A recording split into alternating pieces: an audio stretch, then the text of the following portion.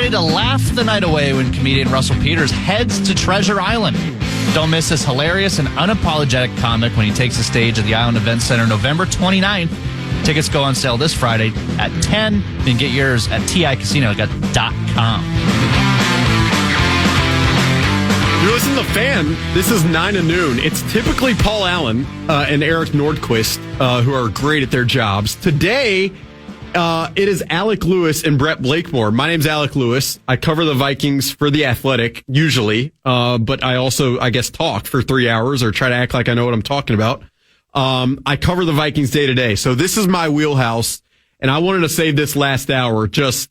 I want people to just pepper the text line, 64686. Pepper me on Twitter, at Alec_Lewis, or Still no luck getting rid of the underscore. No, yeah, people are always fixating about that. The underscore, I think like when I was 12, my mom signed me up for Twitter. Little did she know what was going to happen at that point. That's crazy to think about. Yeah, it's kind of weird, but my mom's a goat. So, yeah. So, anyway. Did you have a MySpace? No. I was after that era. I'm a Gen after MySpace. Because I'm, 1 year older than you?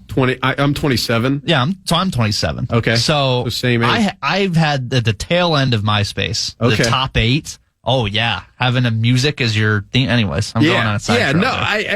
MySpace is, look, I could talk about, MySpace is not my forte. The Vikings are. Yes. And so I'm going to take questions, whatever you got. The text line's blowing up. And we got Adam Plummer in Minnesota, Dylan in Bismarck. This is some phenomenal stuff. Some guy says, think of J.J. McCarthy like a delicious stew on the slow cooker. He has all the ingredients to be great, but the longer we let him sit and simmer, the better he'll be once it's time to feast. That guy should write. Holy cow, that's phenomenal. I wrote earlier this week a thing at The Athletic where I just took all 90 players on the roster and I just gave a thought on all of them. It was exhausting. I did it in my apartment that I guess is closer to Fridley than I ever thought, apparently, because some guy's blowing me up for not knowing.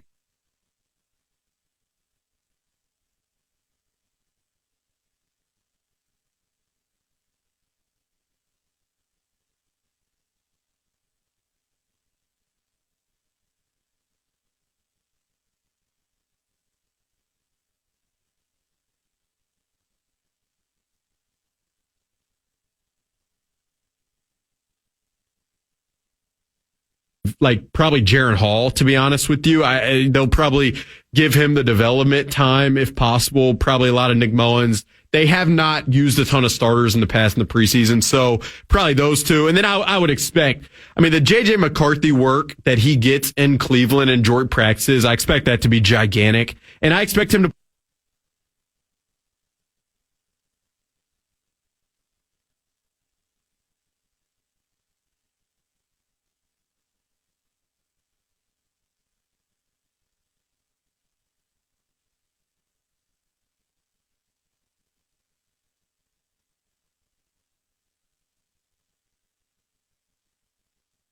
Almiland. Let me find it here. Yeah, this is the Alabama that people are probably make fun of. He asked me, what's the deal with wide receiver 3? Can we pick someone up or are we stuck with what we got?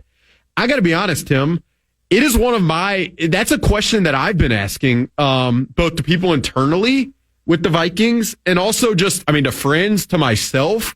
Like, it's pretty surprising considering the offensive infrastructure they have, that their wide receiver 3 right now might be Brandon Powell, who, he's really reliable, and the staff really likes Brandon Powell.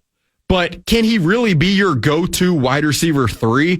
I don't know. And if he is, then I think the Vikings have to look at punt returner as a spot to maybe add, because you don't want to expose your wide receiver 3 in punt returning or kick returning. I think Brandon Powell could also do that too.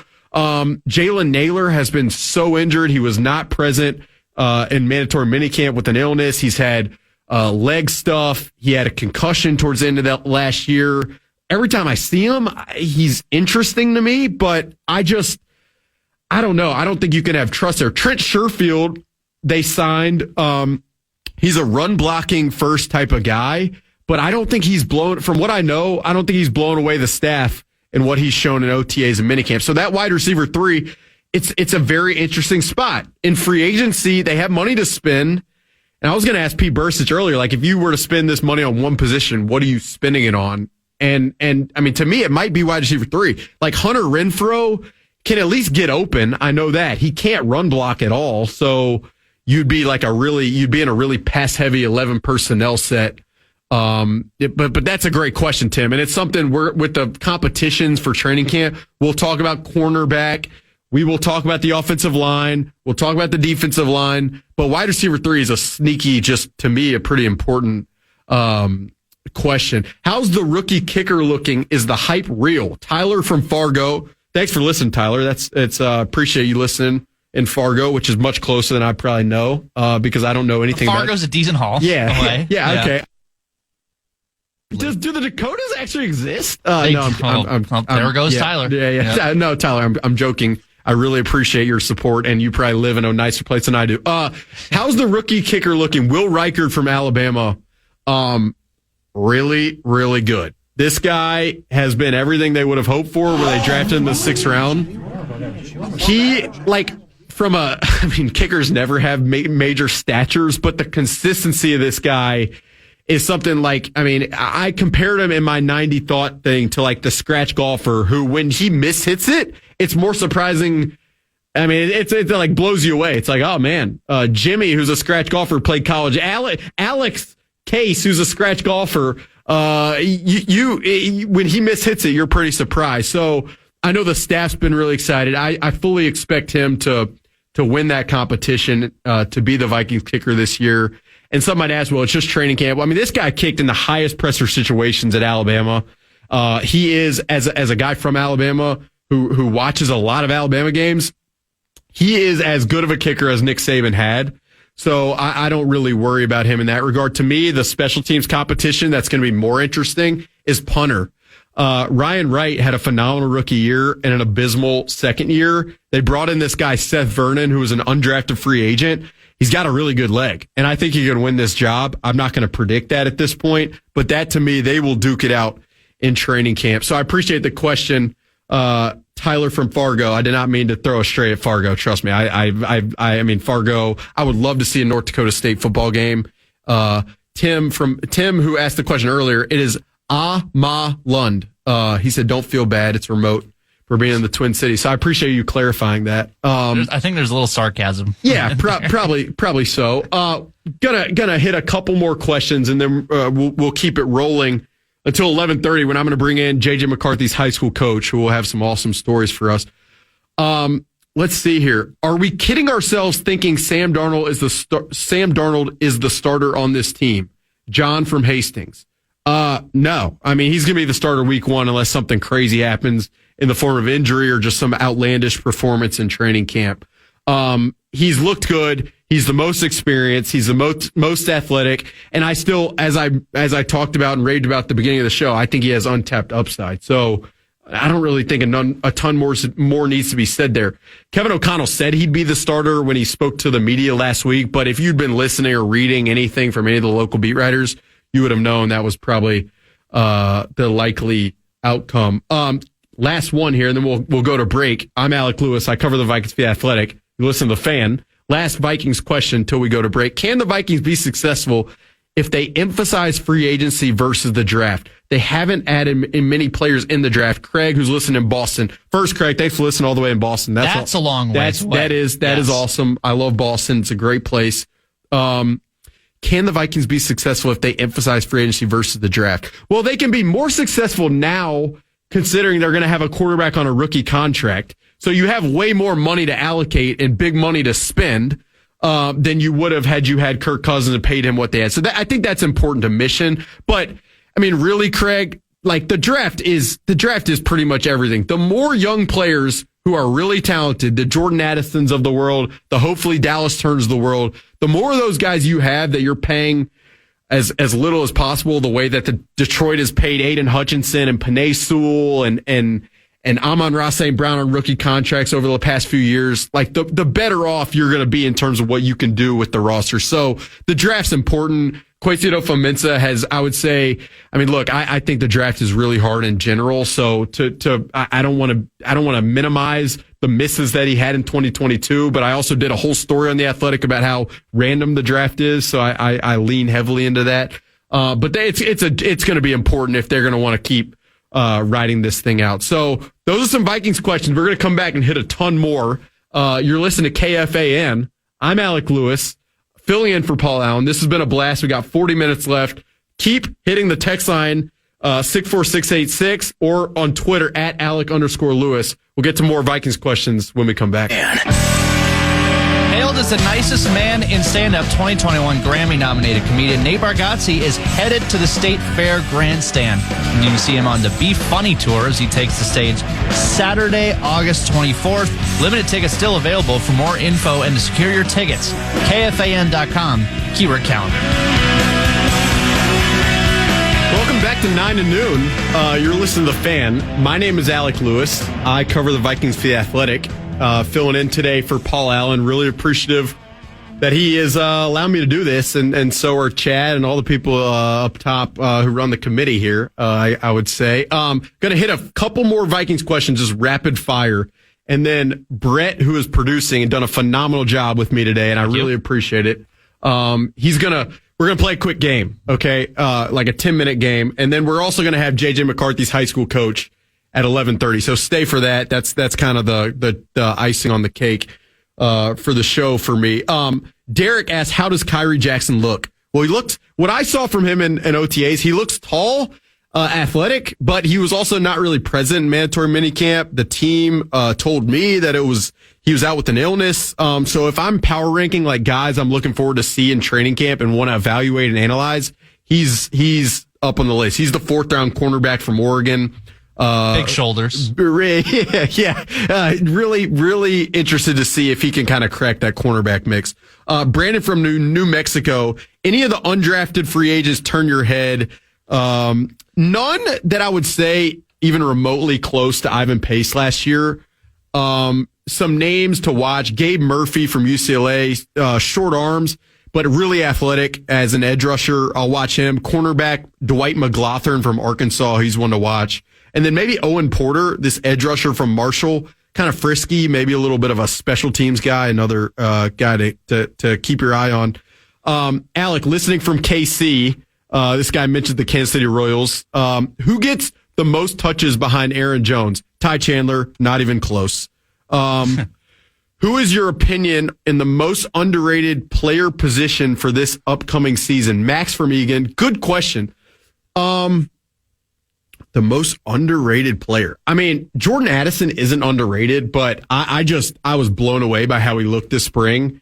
And I mean, this guy to me is he's so interesting. He's quiet, but he's like kind of cocky, but not really. It's just like a very interesting guy to be around. But I'm watching him. Like I really think, especially if TJ Hockenson misses some time, he could be a guy to really watch. I'll hit maybe one or some guy says KFAN's running cover for, or KFAN is running cover for JJ McCarthy and his historically bad pitch at the Twins game. Yeah, because all quarterback success or failure leans on one first pitch at a Twins game. You'll have to ask his high school coach, like, where were you? Right, exactly. He didn't teach him how to throw a baseball. Yeah. Someone on the text line, tell Johnny Athletic to pay the $70 a year for the Twitter blue check. I'll text John after the show, and we'll see if we can do that.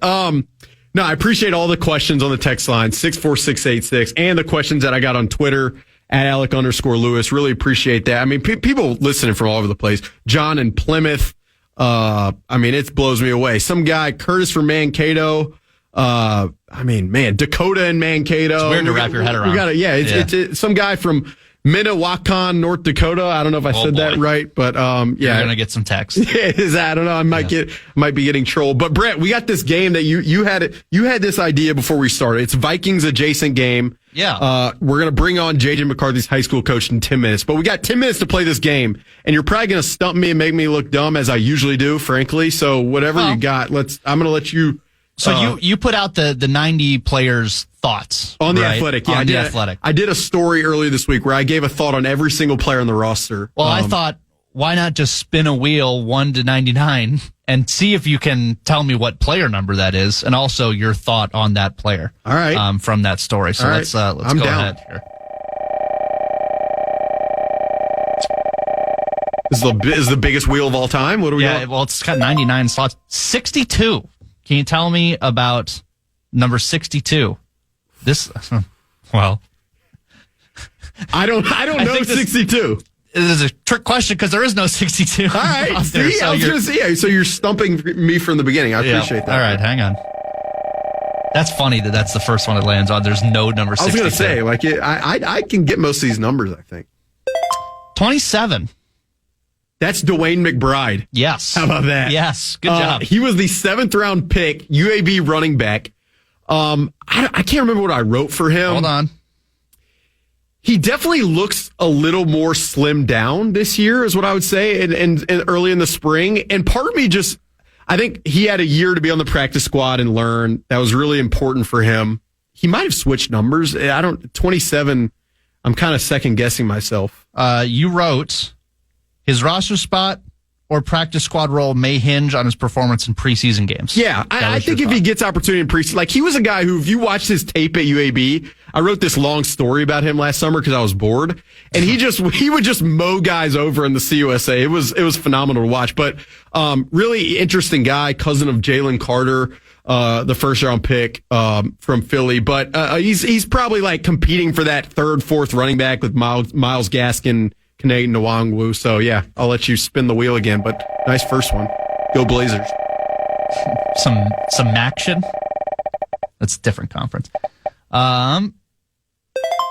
Number 4, Brett Favre. Your thoughts? Favre. Number 4 is Brandon Powell. You would be correct. We talked about Brandon Powell, but again, the conversation to me is wide receiver 3 is an underrated, just an underrated talker right now in terms of training camp competition. KJ Osborne was a phenomenal guy to work with the media. So and he was a really good guy, really close with Justin Jefferson. Keenan McCardell, the wide receivers coach, loved him. And they have, according to Over the Cap, like $26 million of cap space. So part of me does wonder, could they have kept KJ? Would that have been most optimal? Do they second guess that? I haven't asked anybody that question internally. But it would just be nice, in my opinion, to have a guy like KJ who can rely on to be selfless at this point. But Brandon Powell, the staff likes him a lot. We'll just see if he can really be the number 3 receiver. You threw in a cheap shot. You said reliable until tush pushing on your thought. Yeah. Someone put a comment like tush pushing. What is the question? I'm like, these people don't remember the Bengals game. Anyway, 46. 46. And you've already talked about this player, so. Is it Owen Porter? It's not. 46. Let me have it. The kicker, the new guy. Is Will Reichard? That's what they've got him down as. Yeah. Was 46. We can respin. Yeah. Will Reichard, Alabama guy. So, roll Tide. Yeah, you love that, don't you? Love. Yeah. No, I will say, though, Will Reichard's from Hoover, Alabama, like gigantic football school. He's been kicking in big games for a long time. 92. I believe that's Jonah Williams. And you're right. The defensive lineman. Yes. Didn't stand out to me a ton in the spring. What did I write? You wrote, competing for a depth spot was fairly inconspicuous. Thank you. Yeah, didn't stand out. Like he just was. Yeah, there you go. He just wasn't. Just didn't blow me away. Like I think Jerry Tillery might have a better shot at earning time than Jonah Williams, but he's a Rams guy. Has familiarity with the defensive line coach, Marcus Dixon, the defensive line coach. So we'll see in training camp. 98. That's Bo Richter. Yes. Undrafted signing, I believe, from Air Force. He was injured most of spring, kind of working over to the side. Don't have a ton to say about him. Probably special teams, practice squad, fringe. Trying to find. You said injured this spring, a practice squad competitor. Yeah, how about that recall? So it's phenomenal. Maybe let's do one more, and then we'll come back and talk to J.J. McCarthy's high school coach. Hope it's a good one. But if it's like 18, that'd be great. Uh-huh. Yeah. 29. I want to say that might be like Well, I'll let you off the hook. Okay. I don't think there is a number 29. Okay, I was going to say. At least it's not on the active roster. So the weight is just I know. agonizing. Well, there's a lot of slots on there. Button bar. 63. That's going to be an offensive lineman whose name I probably should know. Maybe a Dan Feeney. Nope. Maybe a David Quessenberry. Nope. You got starts with a J. Is he a starter? J. No. He goes by the name of Jeremy Flax. Jeremy Flax. Yes. I mean, I don't know if we could choose a more anonymous player. I almost wrote for. That's why we do the wheel. Yeah, on my 90 thoughts on the 90 players of the Athletic, I almost wrote like on Jeremy Flax, like is a player on the roster. Undrafted rookie competing with Nestor and Roland. Yeah, for the practice squad. A very not a player that we'll talk a ton about, I don't think. That was fun, Brett. Thanks for doing that. Changed up a little bit. So we're going to talk to J.J. McCarthy's high school coach, Tim Racki, from Nazareth in Illinois when we come back. My name's Alec Lewis. The guy's making fun of me for laughing. I'm sorry. I love having a good time, and I have so much fun doing this. Really appreciate everybody who's listened. Saving kind of the best for last, in my opinion. So we'll come back, talk to Tim Racki, J.J. McCarthy's high school coach. My name's Alec Lewis. You're listening to KFAN.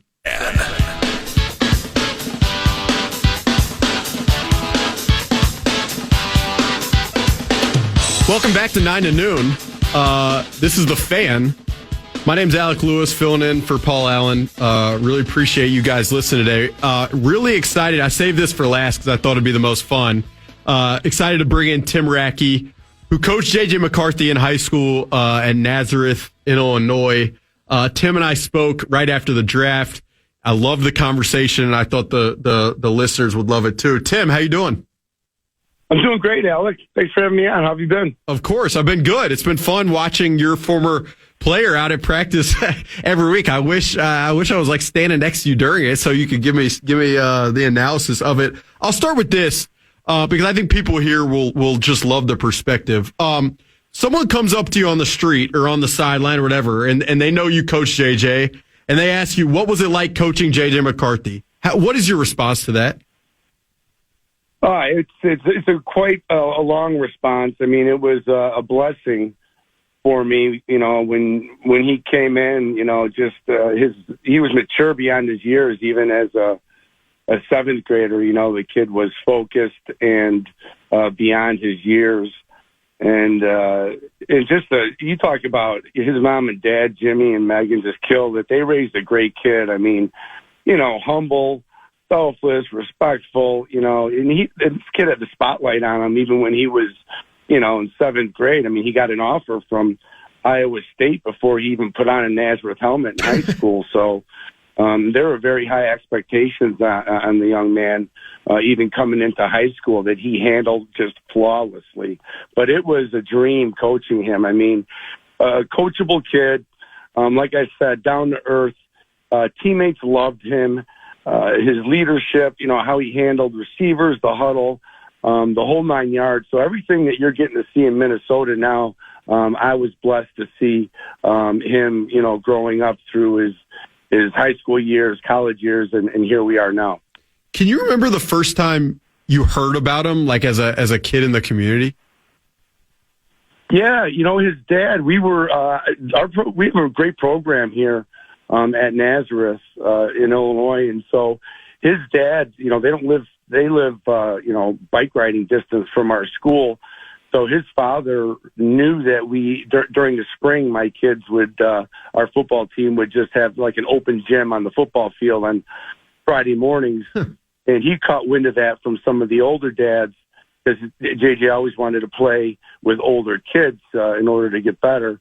And so his dad approached me and said, "Hey, I heard you guys do this thing on 6 a.m. on Friday. Could, JJ, you mind if JJ's only in sixth grade, and you mind if he stops by?" I was like, "No, man." I go, "I love, and all the, whenever a kid wants to show up to our field and hang out, I love to have them." So and when you say that, a kid might show up once or twice, but sure enough, this kid showed up. JJ showed up every spring for 2-3 years. And Friday mornings at 6 a.m., sometimes just riding his bike on his own without his parents having to get him out of bed. And he could hardly even palm a ball back then because he didn't have he was only a young kid. But, the older players loved it. And like he would do indie drills with our team. And then at the end, like in a scrimmage, we'd have him take a snap and, the kids would, he'd throw a seam pass or something, a touchdown, and they'd go mob him. So I was exposed to him right away. And then my oldest son, is the same age as JJ, my boy Jake. And they played against each other in youth ball. So that's when I got to see his dad, Jimmy, coach youth teams. And I was really, how he handled the kids and ran his team, I was very impressed with that in itself. But you could tell JJ was the best player on the field. And so when, he would just have jaw-dropping plays, in his time in youth ball as well. And he was a great safety as well. I mean, he laid the wood, from his hockey background. I didn't know that. Oh yeah, he was a badass safety. And so anyway, we were blessed, that he came our way because they lived so close. And then from there, I was scared when he got that Iowa State offer. I kind of got on the recruiter a little bit on the phone because I was at my son's youth baseball game, which again, at the time was the same age as JJ. I go, what are you doing to this kid? He said he didn't even take a snap in high school yet. So I knew I had to protect him when he came to Nazareth. And luckily, Jimmy and Megan, his mom and dad, let me do my thing. And thank God, I made the right call by playing him all the levels because I knew with that spotlight on him, there was going to be a lot of jealousy from other teams, and he'd have to put up with taunting and chants and all that. I just knew that was coming down the road. So my players, they have such a good culture here immediately, which I knew fell in love with them on all levels. So he kind of had that layering of protection of his teammates, and it was easy for his teammates to love him because he's such an approachable and sincere kid. That's awesome. So essentially you're saying, like, because he was, I guess so talented so early, and because Iowa State offered him so early, you were kind of mindful of how other people would react to that in a way that you wanted to kind of massage, but be mindful of, but kind of help him along with it, but also watching him handle it the right way. Is that accurate in saying that? Oh yeah, spot on. And they, because some parents, when you get a kid like that, because he didn't grow until he had his growth spurt. He was small as a freshman, and that was the other thing. I was afraid of, we played him some on varsity, but he wasn't developed enough because we're in a really tough conference, playing against, where we have D1 kids left and right, including at Nazareth. So I was very mindful of trying to protect him as well, and waiting until his he had the mindset already. But it was he's only a kid. He's 13, 14. He's going to grow. And sure enough, he had a huge growth spurt from freshman to sophomore year when he hit 6 feet. And that's when he took over and never looked back. That's awesome. How did the Iowa State offer happen? Do you remember that? Yeah, like yesterday, here I am again, my son's the same age as JJ, and I'm at his youth baseball game, and I get a call, and the coach, the recruiter, at the time, Alec Golish, said, "Hey, coach, just so you know, oh God, who's the head coach? I like him." Matt Campbell. But the head coach at Iowa State, whatever, I guess he fell in love with him. He saw JJ with the younger kids, pulls them over to the older kids, and has them start throwing. And I guess he was just, which he did. He just, everybody's jaw dropped that he was only in 8th grade entering high school. And so he wanted to be that first offer and be remembered. And sure enough, he was, because, I tell that story all the time, and JJ certainly remembers that as well. That's pretty awesome. If I ask you your favorite moment coaching him, what comes to mind? I got a couple. The first one would be his first varsity snap because, of course, when he, his sophomore year, we had a great team. We were in Class 7A, which in Illinois is 8A is the biggest. So we were playing with the big boys, and we had a really good team. And of course, everybody was just anticipating and drooling, waiting to see JJ. The stands were packed. overflowed. You think it was a semifinal or state title game. It was so packed for a week one game. And on a first pass play, he took off. He rolled to his right, planted his foot, and just threw a 40-yard dart across his body, across the field, through two defenders, right in our receiver's hands. And I mean, the headsets, all the coaches, it was just silent. I think the crowd was like, "What?" Because you just don't see throws like that from a high school kid every day. And then, after the silence, I just kind of mumbled, "I think he's ready, boys." And from there, he just took off. And I think the other funny memory that I had, because it was a full house every week wherever we played. And so, of course, he would hear the chants, the mocking chants from the opposing fans when we were on the road. And this one particular game, high school students, man, they could be nasty. Of course, yeah. They were having some, bad chants that he would thrive on. I mean, he would just shut them up with how he played.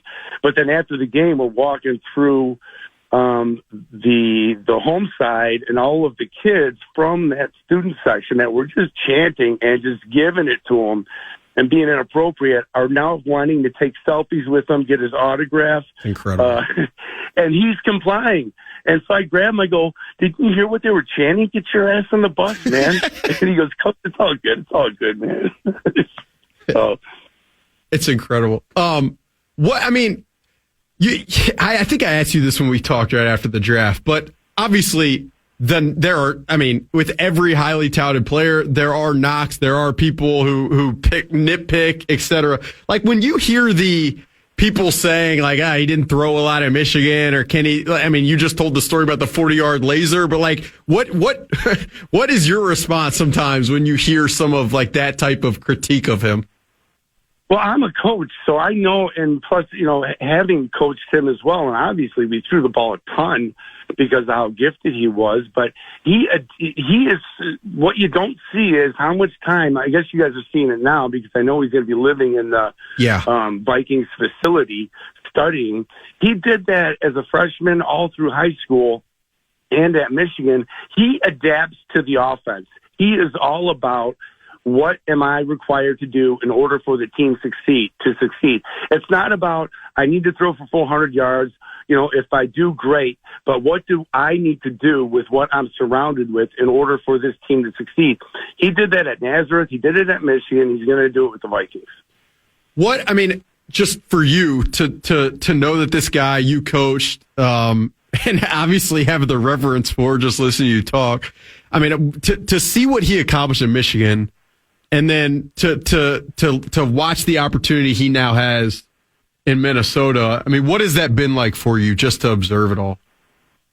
It's been surreal, and it's been such a blessing because I'm so tight with his parents and him. Being with him at his draft party, and just even how his draft party was. It wasn't some huge ordeal. It was close family, friends. After we celebrated with him, after he got the call, all of his Michigan teammates were in the basement. He immediately went down there to celebrate with his teammates, and then he came back up and visited with everybody. And I spent some good quality time with him because that's what he wanted. So it's been a dream and a blessing. And just again, with him being able to keep his focus and how level-headed he is, despite all the attention that he receives. He's always had that laser-focused mindset on achieving that goal. Because he had the NFL shield up on his whiteboard in his basement when he was in college as a freshman in high school. So this is a goal he's had for quite a long time, and he's not done yet. Did you tell me when we talked? Are you a Vikings fan, or maybe a Bears? I remember there was something with that, right? Am I wrong? No. My sister-in-law is from Minneapolis, so okay. I'm a pseudo. I like the Vikings. I'm an older guy, so growing up, I was a huge Fran Tarkington fan. Yeah. And then, of course, Bud Grant, when I got into coaching, I read his books and I admired him as well. So, but I grew up a Bear fan. If I had to pick, I'm a Bear fan. I got you. But when the Bears play the Vikings, I'm cheering for JJ. You know, I'm blessed. I got another. Julian Love is the starting safety for the Seahawks, and so he was on the Giants. So these are my only two players I coached in my career that are in the league now. So I have a Giants jersey. I'm waiting on my Viking jersey. I got the Viking helmet. So I guess you could say I'm a Viking fan and a Seahawk fan now, along with being a Bear fan. That's awesome. You say these are my only two NFL players, as if you should have. I mean, it's two NFL players that you've coached. Is a pretty incredible thing. Tim, I can't thank you enough for the time. That's Tim Racki, J.J. McCarthy's high school coach at Nazareth in Illinois. Phenomenal stuff there, Tim. I cannot thank you enough. I know you had a camp early this morning for taking the time, but a blast to talk to you. When you're up here, we'll definitely meet up. Looking forward to a lot of that in this year and years to come. So I appreciate it, Tim. Thank you. I'm definitely coming to visit Alec. I appreciate it. I could talk about JJ. You guys are blessed, man. He wanted to be a Viking. I know the Vikings wanted him. It's going to be a process, but you guys are going to love him. It's awesome. That's Tim Racki, J.J. McCarthy's high school coach. Was incredible stuff from him. And I mean, Brett, I was looking forward to that really the first 3 hours. I got to be honest. We spoke, I think, the day after the draft, and it was just, again, like, you listen to the way he talks about JJ, and it was the crazy thing to me was I talked to Kirk Campbell, who's the OC at Michigan, talked to Biff Poggi, who was Jim Harbaugh's assistant at Michigan, who's now the coach at Charlotte. And these guys talked about JJ like it was, I got off the phone. I think I texted my dad, like, I don't know what's going on, but these guys are talking about him like it is something special. And really, I mean, I love asking that question about, like, you hear the knocks about his lack of throwing it at Michigan. And I mean, he saw it. He said, we threw a lot in high school. It's what we had to do. And at Michigan, he didn't have to do it. So, great stuff from Tim Racki. Really, really cool of him to join, and to kind of finish up this 9 to noon. This is, it's been a fun 3 hours, Brett. What do you think? We're almost there. We're approaching. I love the text. I love the text saying, "You rock for a Southerner." So yeah, that was nice. Dude, you rock for a Southerner. LOL. Totally kidding. Yeah, I mean, is he or no? I might be a little. No, I mean, I kind of deserve some trolling. I didn't know what Fridley was. My best hockey question was, what is the most interesting wild conversation, to Michael Russo? I kind of nerded out about Carlos Correa. I feel like I deserve to be trolled a little bit, don't you? I mean, I didn't know Jeremy Flax much. I didn't know much about Jeremy Flax, Viking. No, someone asked, how is it being in studio without PA trying to tickle your sides? What do you think of that? It's a little comforting, I'd say. Your guard is let down. Yeah, yes, but I mean, it's funny. And I'll riff on this because I love it. Like, when I'm in here with PA, on usually every Wednesday at like 11 o'clock, typically I'm just looking at Nordo and like raising my hands as like, what is he talking about? Yeah. And how does he think of this stuff? It blows my mind. He's one of one. I mean, like, legitimately one of the most interesting men in the world, Paul Allen. I believe he walks his cats. I don't know. He is a fascinating person. And so to be able to sit in this chair that he sits in, every day when he's not maintaining his vocal cords, it's an honor and privilege. I always, I guess twice now, I'm grateful for it. And I've had a lot of fun. I mean, I could go Viking stuff. I mean, we could just rapid fire this out until we hop out of here. Do this for 3 hours. Should we someone asked, should we call Lewis Cine a bust? Look, he's got a really uphill battle to make the roster. That's what I'd say about Lewis Cine. Someone says they were listening from China. I mean, that's just absolutely unbelievable. Terry from Hemming. That's a long ways away. Do we think we make one more decent move this offseason? I mean, look, they have $26 million in cap space, essentially, according to Over the Cap. So I don't know why they wouldn't. What is the status of Kane Nwangwu? Is he going to make the team? I'm not totally 100% positive he will. If he does, the kick returning skill set is probably the reason why. But I still think there's a question mark with his health in general. And would you rather, I mean, this kickoff might introduce some more injury. I mean, it might introduce more injury stuff. So we'll see. Again, I could do this, answer these Vikings questions forever. That is what I do for my day job. My name is Alec Lewis. I've said it 17,000 times that people are probably making fun of me for that. But I cover the Vikings for The Athletic in the daytime usually. Today I filled in for Paul Allen, who was one of one. Brett Blakemore, who produced all day, did a phenomenal job, kept me in line, and kind of made this easy for me. So I appreciate it, Brett. Of course. Thank you. Thank you to Chad, who let this happen. This is The Fan, a phenomenal radio station that I've had the honor of being a part of. That was 9 to noon. It was a blast. Thank you for listening. Have a great weekend. Excuse me. Podcast today's Paul Allen Show, or listen back to previous show and interviews by going to the iHeartRadio app or KFAN.com.